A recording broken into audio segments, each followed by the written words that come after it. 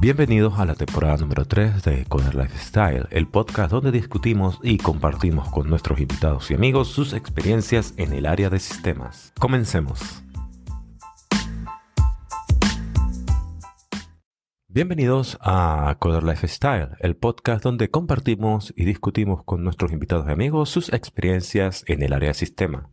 Muy buenos días a todos. Hoy nos encontramos con Giovanni Sisa. Él es un ingeniero de software con más de 4 años de experiencia en el diseño y desarrollo. Hoy vamos a hablar con él de un tema muy interesante acerca de los lenguajes de programación funcionales. Hola Giovanni, ¿cómo estás? Hola Remy. Excelente. Gracias. Dale Giovanni, cuéntanos un poco acerca de ti, de dónde vienes. Yo soy Giovanni Cisa, vivo en Bogotá, Colombia. Soy ingeniero de sistemas de una universidad aquí que se llama la Escuela Colombiana de Ingeniería. Hace 4 o 5 años ya vengo trabajando en el gremio del software. Perfecto. Revisando tu experiencia pasada, has tenido oportunidad de tocar un lenguaje de programación muy particular, ¿no? Un lenguaje de programación conocido como Scala. Se ha dicho que inicialmente Scala es un lenguaje de programación funcional. ¿Cómo comenzó tu viaje con Scala? ¿Cómo fueron tus primeros inicios con Scala? Fue, la verdad, mucho sin buscarlo. Fue muy casual como llegar a hacerse campo en la industria y encontré una oportunidad laboral en la que trabajaba en Scala, pero yo no tenía ni idea, ni siquiera sabía que existía el lenguaje. Entonces fue como, bueno, inicialmente la oferta era para trabajar en Java, pero salió la oportunidad de Scala y bueno, acepté el reto y así empecé. En principio me causa la curiosidad porque yo puedo definirme como un chico, o para las personas que han escuchado el podcast sabrán que soy un fanboy de Java. Pero, ¿cómo fue ese primer encuentro con un lenguaje funcional? Al momento de tú entrar a la compañía y ver que tenías que programar en Scala, ¿cuáles fueron tus primeras impresiones? ¿Cómo hubo un choque allí de paradigmas? ¿Cómo lo enfrentaste? Sí, al principio se ve un poco intimidante porque pues es algo que uno no tiene mucho control, es algo nuevo y lo que es nuevo siempre trae como esa incertidumbre de, bueno, ¿qué hacemos? ¿Qué hago con esto? Entonces, el primer momento fue un poco intimidante, pero la misma como curiosidad de ver cómo la gente vendió la idea de programar funcional fue realmente muy buena, me llamó la atención y eso hizo que me empezara a interesar en el tema. Creo que tuve suerte en tener a unos buenos mentores o alguien que supo vender muy bien la idea y lo empecé a adoptar y así como que uno va enfrentando lo desconocido y hasta el momento pues bien, creo que no me arrepiento de haber dado el paso. Es bueno, es bueno. Ciertamente cuando te enfrentas a algo nuevo, pues buscar las herramientas y tener mentores es algo que ayuda. Recuerdo antes de yo comenzar con Scala per se, en la actual compañía donde estoy, yo lo toqué por primera vez, pero fue con un curso. Fue el curso de Coursera, de introducción a Scala con el creador de Scala, en este caso. Entonces, vamos a pasar para instruir a las personas como que, ¿cuáles son los básicos de Scala? Para aquellos en nuestra audiencia que son nuevos en lenguaje funcional o que están entrando a Scala, ¿cómo describirías en comparación con otros lenguajes de programación? Pues como está familiarizado parte como el ecosistema de Java, entonces la transición entre los programadores de Java, que son muchísimos, al mundo Scala no es tan chocante.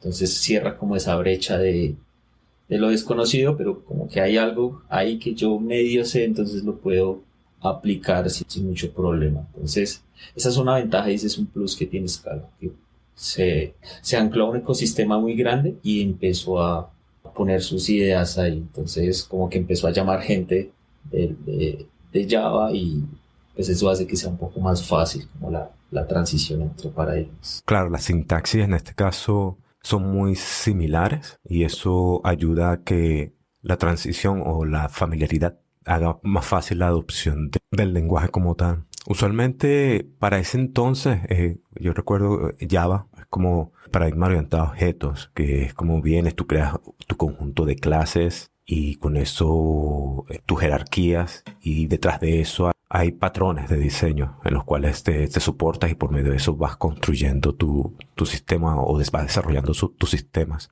Ahora, ¿cuáles consideras que son las principales ventajas de usar Scala con respecto, por ejemplo, en este caso, con Java? Es otra aproximación a resolver problemas que tiene la industria ahorita, de una forma un poco más soportada teóricamente, Ujú. y eso hace que uno pueda construir software de mejor calidad, partiendo obviamente de la misma base. Entonces eso hace que uno se interese en eso, en resolver problemas de forma un poco más elegante, sin decir que el otro paradigma sea malo ni cuál sea mejor. Ujú, exacto. Es como la aproximación que uno tiene para resolver un problema de forma funcional. Creo que es la principal ventaja, como arriesgarse y ver que no es como el monstruo, pues, de como se ve de pronto en la literatura. Es amigable y es como fácil de empezar como a entrar al mundo funcional a través de ese lenguaje. Sí, sobre todo, ya que llevo un tiempo, ya tengo como más o menos 3 años trabajando aquí. Algo que llama mucho la atención con trabajando con Scala es que tú vienes y encadenas funciones, ¿no? Algo que llama mucho la atención es la posibilidad de encadenar funciones para ir transformando la data y al final obtener un resultado. Eso genera ciertas ventajas, como el hecho de que cada transformación no es acelerada por algo externo, pudiese llamarse así. Tratar que el objeto se mantenga único o inalterable a través de todo su procesamiento, porque lo que estamos hablando es que una de las partes importantes de la programación funcional es evitar que el estado de un objeto sea alterado, ¿cierto? Correcto. Es decir, es una nueva forma de pensar, ¿no? Entonces, eso hace que uno tenga que acostumbrarse a las cosas que se pueden, y no es como entrar a cualquier juego o a cualquier Ujú. deporte. Van a haber un conjunto de reglas que hay que seguir. Y entre deportes, así sea muy similar, pues va a haber cosas particulares que puede que a uno le guste y a otro no. Es como eso mismo, pensándolo como de forma, haciendo una analogía ahí pequeñita. Ya entrando con los conceptos de programación funcional, ¿cómo definirías tú la programación funcional a alguien que es nuevo en el concepto? Yo lo definiría como una otra forma de pensar el software. ¿Sabes? Otra forma de pensar el software. Es Ok. básicamente eso, es ver desde otra perspectiva utilitaria cómo uno hace para construir software usando ese nuevo conjunto de reglas y los nuevos patrones, y bueno, lo que conlleva un paradigma. Perfecto. ¿Por qué crees, en este caso, que la programación funcional ha ganado tanta atracción en los últimos años? Y aquí hablamos un poco de que no solamente Scala es un lenguaje funcional. En el pasado también han existido otros lenguajes funcionales, solo que, por ejemplo, o han sido como para nichos muy específicos. En este caso, ¿por qué crees que la programación funcional ha ganado tanta atracción en los últimos años? Yo creo que es por ese mismo atractivo que yo decidí como entrar al mundo, ¿no? Le venden a Ujú. uno ideas fuertemente fundamentadas de forma teórica, es decir, que uno puede construir soluciones muy bien soportadas, y eso no solo aplica para, digamos, desarrollar productos en el backend. Empezaron a ver que eso se puede aplicar en muchos campos. Por ejemplo, si uno quisiera escribir infraestructura como código, creo que está Terraform, que usa un paradigma Ujú. más o menos funcional. Es decir, de forma declarativa yo digo que pretendo hacer. Si quiero entrar en el mundo UI, existe Flutter para hacer programación medio funcional. Utiliza un paradigma declarativo, pero es muy Ujú. parecido, como que se enfocan en esa aproximación. Entonces facilita mucho esa construcción de productos de software. Creo que cuando uno ya lo empieza a entender, es mucho más cómodo trabajar de esa forma. Claro, es un proceso con el cual tienes que ir aprendiendo, educándote de tal manera de tomar esa nueva forma de programar, que adicionalmente creo que te direcciona a tomar cierta forma de programar que, como tú dices, es elegante, pero a la vez hace que sea un poco más como estable, podemos decir, o sé que esta forma de programar me va a ayudar a hacer mejor programación en mi código. Hablando de la programación funcional, pues hay problemas específicos que la programación tradicional resuelve y que nos puedes comentar qué problemas puede resolver la programación funcional que otros paradigmas no pueden resolver. En el caso aquí creo que el contraste viene siendo contra los lenguajes orientados a objetos. Realmente no hay mucha diferencia entre ellos. ¿Qué puedo hacer? Realmente yo podría hacer lo mismo con la aproximación orientada a objetos que con la aproximación funcional. Pero pues siempre hay un pero, ¿no? uno empieza a ver Ajá. que ahorita se enfoca todo, o por ejemplo hay un marco, yo diría que es un marco de referencia, es una forma de también hacer software que se llama diseño dirigido al dominio. Eso permite que uno se centre en crear un lenguaje ubicuo a partir de un dominio específico que uno tenga. Si uno usa una aproximación funcional, ya por sí tiene eso ganado. No tiene que hacer un poquito de maromas con el lenguaje. Entonces lo tiene como de forma orgánica y eso hace que sea más simple como interactuar con eso. Cuando uno empieza a ver que eso encaja más fácil, pues entonces ya incluso su código debería ser legible por un manager o por alguien que no trabaje en el sector TI. Porque como no nos enfocamos en qué hacer, sino cómo, es decir, no nos enfocamos en cómo resolver algo, sino qué debe hacer, eso reduce mucha carga en el código. El código se vuelve más simple, entonces se vuelve legible. Y si uno le da el código a alguien que no trabaja en TI, solo por el hecho de ver qué está haciendo, podría darse una idea de cómo funciona, sin ir al detalle pues del código y de ver que aquí sumo, aquí resto, aquí muevo un espacio en memoria. Perfecto. Esas cosas se eliminan. Entiendo tu punto porque hablando de lo que estamos hablando antes, de que tú puedes como que encadenar funciones, entonces tú estarías leyendo como ese código a muy alto nivel, que básicamente tú estarías pasando data sin necesidad de entrar en el detalle y sabrías qué es lo que está haciendo esa lógica de negocio sin entrar al detalle que si, bueno, voy a incrementar la cantidad de productos, lo voy a reducir si hay tanto porcentaje, etcétera. Pero como estoy programando a nivel funcional, si no fuese del TI, tú me lo das, pudiese entender de qué se trata más o menos. Porque está enfocado en qué tiene que hacer antes que cómo. En un paradigma orientado a objetos, tenemos que imaginar ese cómo. Si queremos, por ejemplo, entrar a un array, tenemos que definir el índice inicial y el índice final y tener cuidado que no se me vaya a salir. Eso genera ruido y eso no es entendible para alguien que no trabaje en el sector. Entonces eso empieza a generar una brecha de comunicación entre los expertos de negocio y los expertos en tecnología. Y por eso uno ve a veces inconsistencias en ese paradigma. De la forma funcional eso empieza a crecer más orgánicamente. Perfecto. Ok, ya hablamos un poco acerca de la programación funcional y qué es lo que trata de resolver.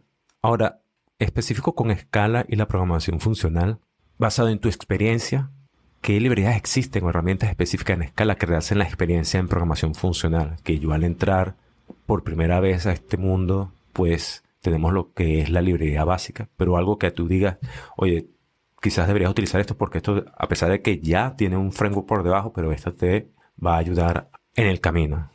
Basado en tu experiencia, ¿cuáles son las que tú pudieses decir que son las más recordadas por ti o las que te han ayudado más? ¿Y cuáles ha sido su función? Hay una librería muy popular en Scala, se llama CATS, como gatos en inglés, CATS. Pero no por gatos, sino Category Theory. Entonces resumieron las dos palabras y se llama CATS. Esa librería implementa por debajo toda la teoría de categorías, que al final es lo que soporta la mayoría de conceptos de programación funcional. Afortunadamente uno no tiene que aprender teoría de categorías para programar funcionales. Como ya está hecho, uno empieza a usarlo y en la medida que uno se va enrolando, pues va entrando en los detalles, pero para arrancar no toca saberlo. Esa librería facilita mucho la implementación de esos conceptos funcionales. Hay otra que se llama Scala Z. Scala Z, ok. También tiene un approach funcional muy parecida a CATS.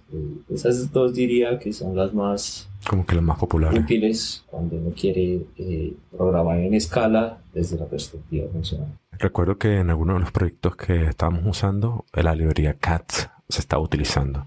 Ahorita no recuerdo en qué proyecto específico, pero sí sé que la estamos utilizando. Ok, y en este caso, ¿puedes dar a la audiencia un ejemplo de cómo la programación funcional, y en este caso en Scala, ha influenciado un proyecto real en el cual hayas trabajado? Claro, tuvimos una experiencia muy enriquecedora en compañía donde trabajaba anteriormente. Es que decidimos construir nuestro framework de una arquitectura totalmente funcional. Eso nos obligó a definir nuestros propios tipos, por ejemplo, nuestra nueva forma de empezar a encadenar esa secuencia de cómputos y lo hicimos todo casi de cero, utilizando solo la librería. Eso hizo que uno empezara a entender muchas cosas de cómo funcionan. Por ejemplo, yo entendía el concepto de inyección de dependencias, pero usaba en el pasado Spring Boot. Pero no, en realidad no sabía cómo sucedía esa magia. Simplemente yo iba y definía un par de cosas y funcionaba. Y uno empieza a entender ese porqué en Scala. Ya cuando uno lo hace como a mano se da cuenta que esa inyección de dependencias es una función.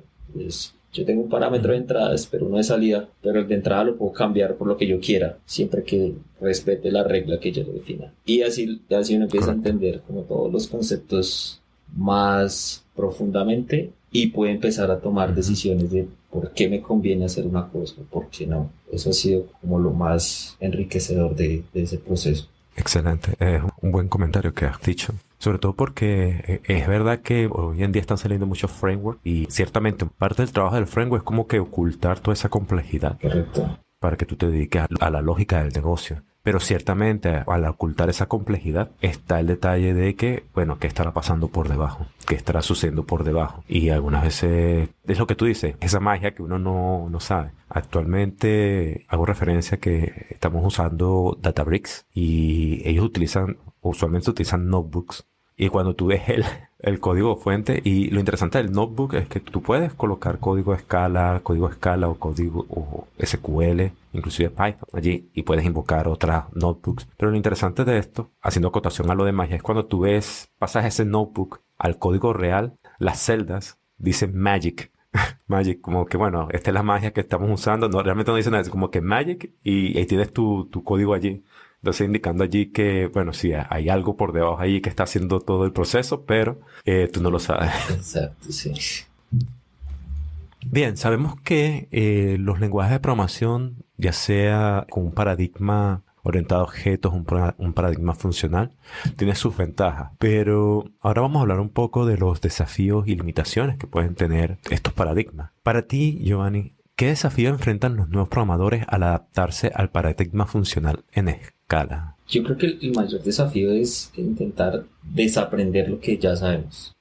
Porque como son otras reglas de juego, hay muchas que de lo que sabemos no van a encajar. Y eso es lo más difícil. A veces es más difícil desaprender algo que aprender algo nuevo, porque uno trata como de encajarlo ahí. Creo que ese es el desafío más grande que tiene alguien que quiere involucrarse un poquito más en el enfoque funcional, que tiene que desprenderse de cosas que sabe y que probablemente le han funcionado en su carrera. Y soltar eso no es fácil. Creo que eso es lo más complicado al momento de entrar, y es ver que es un cambio en la mentalidad de cómo yo percibo la construcción de software como ingeniero. Eso es lo más difícil, cómo hacer switch. Es lo más complicado. Yo puedo decir un ejemplo que de repente algo sencillo, ¿no? Como por ejemplo en el paradigma orientado a objetos o el normal, para hacer un for, pues tengo mi arreglo y lo que hago es como un índice, voy iterando desde el 1 hasta la longitud máxima del arreglo y lo voy iterando con un for. Y voy haciendo los cambios o la lógica dentro de ese for. Cuando entras al paradigma funcional, pues ya te encuentras que la necesidad del for para un arreglo ya no es necesaria, ¿no? Ya no es necesaria porque ya precisamente con una función que está asociada al arreglo, ya automáticamente te vas iterando sobre cada uno de los elementos que están allí. Entonces ese es el ejemplo que se me viene a la mente porque, bueno, precisamente creo que fue una de las cosas que cuando comencé con el lenguaje funcional, pues dije, wow. Y sobre todo también el concepto de map que te permite transformar, en teoría se utilizaría para transformar el objeto entrante a uno nuevo. Pero para mí fue como que al principio como que, cuando lo entendí, se utiliza para eso. Sí, eso que acabas de mencionar es lo que le empieza a pasar a alguien que entra en el mundo, como que en su cabeza empiezan a salir muchos boom y empieza a despejar la mente y bueno, ya no tengo que preocuparme por el for, por nada. Empieza a reducir como la carga cognitiva del desarrollador, entonces ya me enfoco más en lo que realmente necesita el negocio. Uno se empieza a limpiar mucho de esas cosas que realmente probablemente son fundamentales pero el compilador las sabe hacer mejor que uno. Entonces, cuando uno programa funcional, deja que el compilador haga más cosas por uno. Al compilador no se le va a pasar una... un índice de más y te lanza un array a Al compilador no le va a pasar, pero a nosotros sí nos pasa, porque somos seres humanos y a veces en nuestro afán pues se nos olvida o lo declaramos mal o nos toca ver qué pasó y eso genera un poquito de ruido. Entonces, es cierto, es el desaprender y aprender el nuevo paradigma. Ahorita que has utilizado Scala y ya igualmente como programación funcional, ¿qué tú crees que en específico a porque hay otros lenguajes de programación que también son funcionales, pero qué tú crees que le hace falta a Scala y que debería abordarse en las futuras versiones del lenguaje? Yo creo que hay un problema con Scala y es que en su librería estándar no tiene una librería funcional completamente, sino le da a uno como las herramientas para usarlo, pero no lo tiene. Por ejemplo, si uno quiere lidiar en programación funcional, todos son funciones. Y en el mundo ideal, pues las funciones deberían ser puras. O sea, que yo recibo un valor y el resultado sea otro valor. Y que siempre pase. Pero eso impediría que se construya software interesante, porque una función que no tenga en la mitad, por ejemplo, una base de datos o conectarse a otros sistemas, no sería muy interesante pues escribir software si todo fuera puro. Entonces hay un concepto que dice que hay algo que puede pasar ahí en la mitad. Generalmente, si uno por ejemplo se quiere conectar a una base de datos, pues tiene que tener cuidado que eso es otro software aparte, es un componente. Hay que conectarse a través de la red, entonces puede tener problemas en la red o la misma base de datos puede tener problemas. Entonces no hay una relación directa entre los datos de entrada y los datos de salida. Por ejemplo, un lenguaje funcional puro como Hash que tiene en su librería estándar tiene un wrapper que se llama IO para modelar ese tipo de cosas de forma nativa. En Scala no lo tenemos. Hay librerías que lo soportan, pero no está de forma nativa pronto. En otras versiones sí me gustaría que fuera más nativo para que se aborde más pues mejor. En este caso, imagino que también, tomando el punto que habíamos hablado antes, es también esas librerías que habías mencionado, ¿no? Que también de repente implementan por debajo cosas que como que a la base le falta. De hecho, olvidé mencionarlo, hay otra librería, hay otro CATS, se llama CATS FX, que maneja ese tipo de problemas. No tiene problemas de interoperabilidad, de efectos secundarios que puede tener el código. Esa librería lo permite hacer en Scala.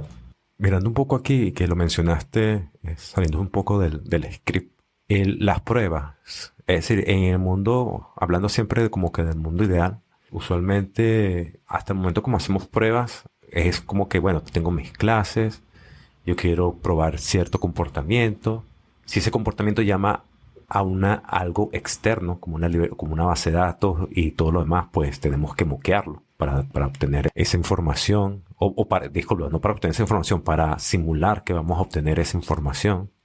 Y bueno, son varios pasos de tal manera de comprobar que el comportamiento que estamos esperando es el comportamiento adecuado. En un mundo ideal de Scala o programación funcional, pues las pruebas, viéndolo desde ese punto de vista, debería ser un poco más sencilla. Viéndolo desde el punto de vista ideal, sabemos que igualmente tendremos que moquear, pero dado que estamos llamando a funciones, pues estamos como que concatenando. Es decir, ahorita yo me estoy imaginando y como que la prueba de la programación ideal sería como que declaro mi objeto, llamo a la primera función, esa función me retorna algo, llamo a la segunda concatenando la información que viene de la primera y así sucesivamente. Y si por algún motivo una de esas llama a un componente externo, yo lo que hago es moquearlo y al final obtengo el resultado. A nivel de pruebas, ¿tú crees que ayuda lo que es la parte de programación funcional? Es decir, ¿tú crees que a nivel de las pruebas unitarias, no estoy hablando de pruebas de integración ni otro tipo de pruebas más complicadas, pero más que todas las pruebas unitarias, ¿ves algún tipo de ventaja? Sí, totalmente. Primero porque como estamos trabajando en funcional, generalmente los lenguajes funcionales son fuertemente tipados. Entonces yo siempre tengo que ser estricto con los tipos que voy a usar. Esos tipos pues obviamente hacen parte de funciones y uno empieza a encadenar cómputos y empieza a darse cuenta que en medio de ese encadenamiento de las funciones existen propiedades que siempre van a pasar. Entonces yo empiezo a formular mis pruebas no en función de ejemplos, sino de propiedades. Por ejemplo, en la suma una propiedad de la suma es que no importa cómo yo sume, siempre voy a tener el Ujú. mismo resultado. Eso es una propiedad de la suma. Entonces, Ok. si yo empiezo a ver esas propiedades dentro de mi dominio, por ejemplo, en una transacción bancaria, que si yo tengo dos débitos, pues entonces tengo que sumar. Y uno se empieza a apoyar como en esas abstracciones que ya tiene y se da cuenta que si yo tengo 1000 débitos y los sumo de cualquier forma, pues debería ser una propiedad de los débitos. Entonces es una prueba. Uno empieza a ver Entiendo. esas propiedades.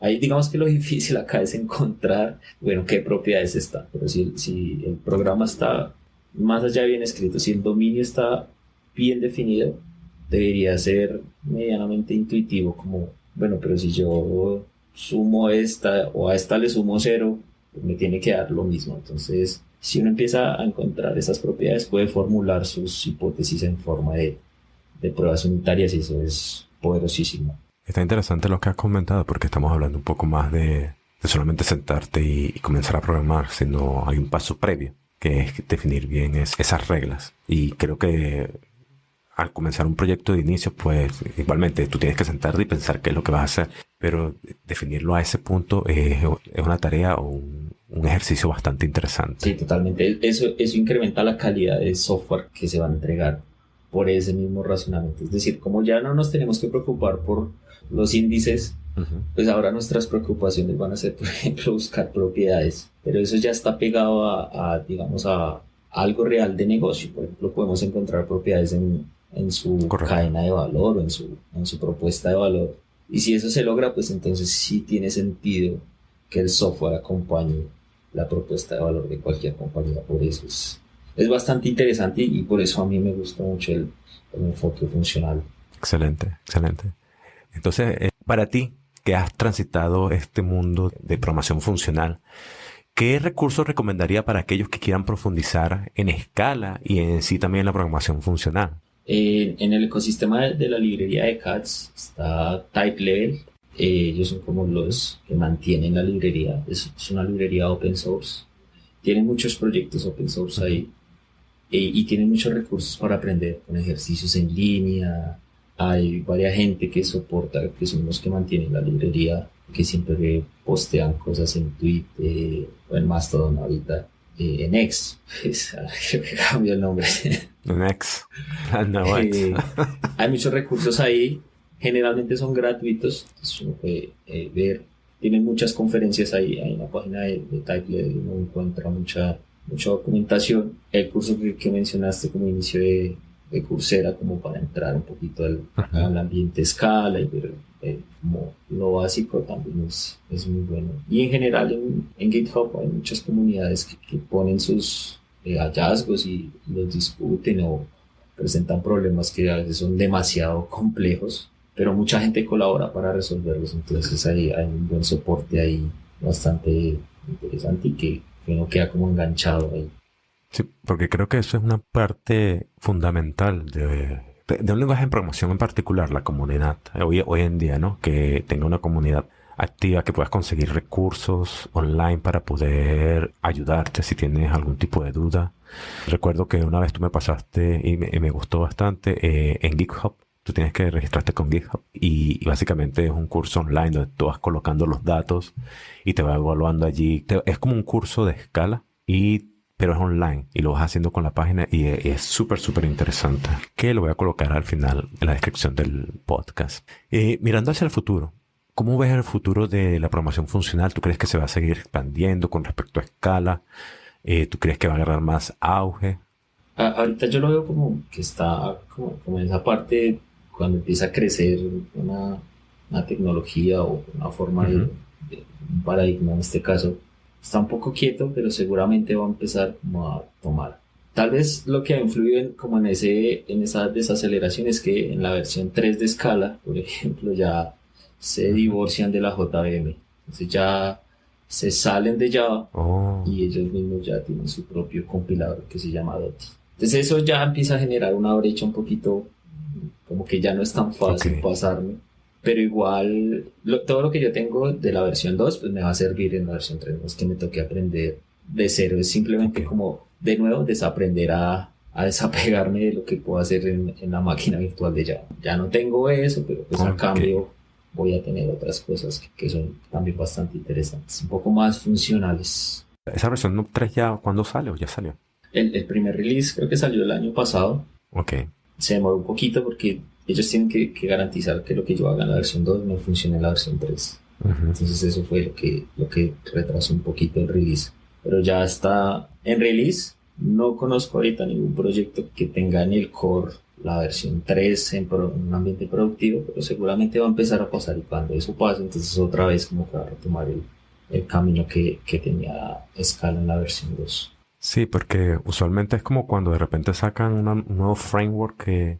Es decir, ya la compañía está trabajando, voy a hablar en este caso de Spring, por decir, está utilizando Spring en una versión X y hasta el momento lo va bien, pero de repente hacen ese cambio brusco y sacan, entonces hay un riesgo ahí inherente de pasar, de trasladar todo tu proyecto a esa nueva versión, aunque en este caso me está diciendo que si yo me pasase a la versión número 3, pues todo lo que tengo ya hecho va a funcionar. Entonces creo que ahí trataron de minimizar el riesgo para que lo adopten fácilmente las personas que ya tienen proyectos hechos, porque ciertamente cuando hay muchos cambios así muy bruscos, pues pueden ocurrir bastantes problemas a largo plazo. Sí, yo concuerdo ahí que esa fue la razón para seguir como soportando hacer el cambio más suavecito. Correcto.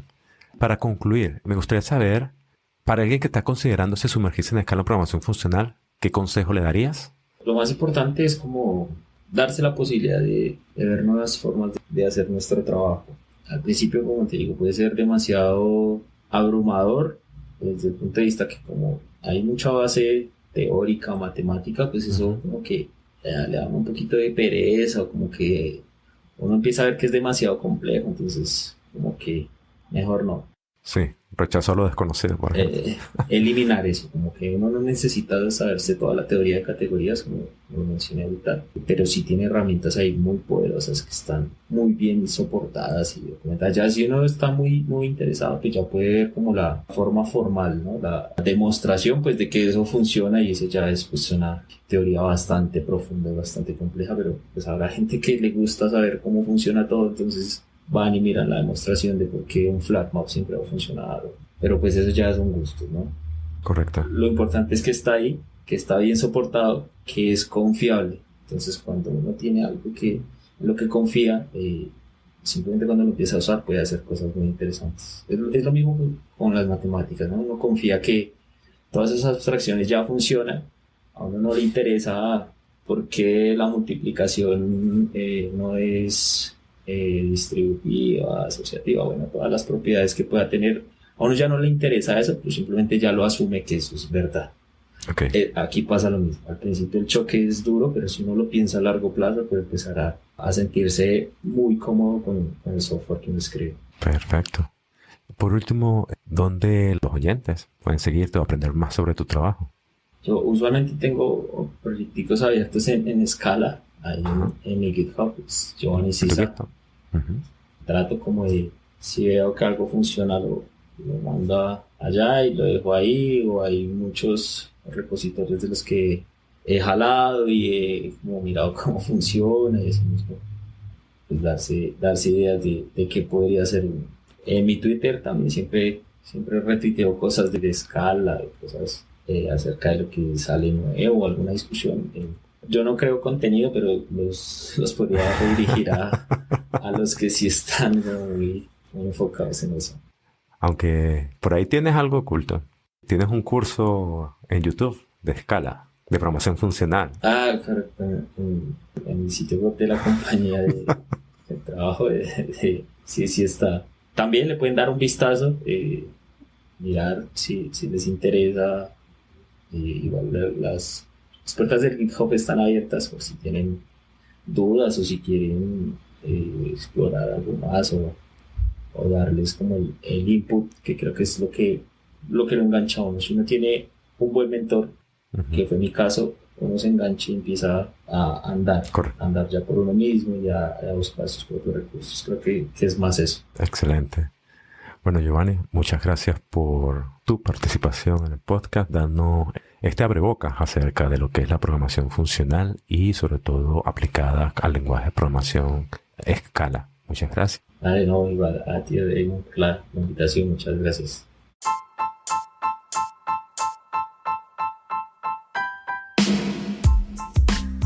Eso fue todo por hoy. Déjanos tus comentarios o preguntas en nuestras redes. Los links los puedes encontrar en la descripción. Gracias por escucharnos y nos vemos en el próximo episodio.